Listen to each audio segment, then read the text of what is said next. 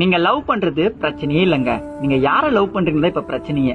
ஏன்னா நான் காலேஜ் படிச்ச அந்த காலகட்டத்துல பாத்தீங்கன்னா ஒரு பொண்ணு ஒரு பையனை லவ் பண்ணுவாங்க, ஒரு பையன் ஒரு பொண்ணு லவ் பண்ணுவாங்கன்ட்டு நான் பாத்திருக்கேன், கேள்விப்பட்டிருக்கேன்.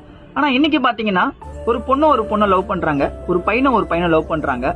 இது நிறைய பேரண்ட்ஸ் கூட அக்செப்ட் பண்ணிக்கிறாங்க.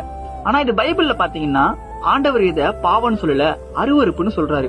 அருவருப்பு அப்படின்னா நீங்க சாப்பிட்டு இருக்கீங்க, நீங்க சாப்பிடும் போது உங்க பக்கத்துல ஒரு அருவருப்பான ஒரு விஷயம் இருக்கு, கன்றாவியான ஒரு விஷயம் இருக்குன்னா நீங்க சாப்பிடுவீங்களா? உங்களுக்கு எப்படி கொமைட்டு வரும்? அதே தாங்க ஆண்டவருடைய பார்வையில கூட ஓரின சேர்க்க ஒரு அருவருப்பான ஒரு காரியம், ஒரு கன்றாவியான காரியம். இது ஆண்டவர் அடியோட வெறுக்கிறாரு.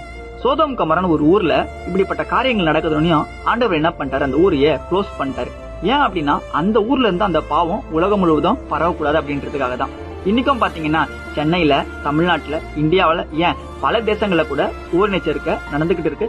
ஓரின சேர்க்கையாளர்கள் உருவாகிட்டு இருக்காங்க. இது ஒரு பாவங்க. மனிதனுடைய வளர்ச்சிக்கான வீழ்ச்சி தான் இந்த ஓரின சேர்க்கை. நிறைய பாஸ்டர் சொல்றாங்க நம்ம எழுப்புதல் நோக்கி போயிட்டு இருக்கோம். நம்ம எழுப்புதல் நோக்கி போல நம்ம அழிவை நோக்கி போயிட்டு இருக்கோங்க. நம்ம தான் இப்படிப்பட்ட காரியங்களுக்கு ஜெபிக்கணும், அவேர்னஸ் நிறைய பேருக்கு கொடுக்கணும். இதை நீங்க பாக்குற பிரதர்ஸ் அண்ட் சிஸ்டர்ஸ், நீங்க எல்லாரும் இந்த காரியத்துக்காக ஜெபித்துக் கொள்ளுங்க. எனக்கு ரொம்ப நாளா இதை பத்தி சொல்லணும்னு ஒரு ஏவுதல் இருந்துச்சுங்க, அதான் சொன்னேன். எச்சரிக்கையோட செயல்படுவோம். மனம் திரும்புங்கள், பரலோக ராஜ்யம் சமீபித்திருக்கிறது.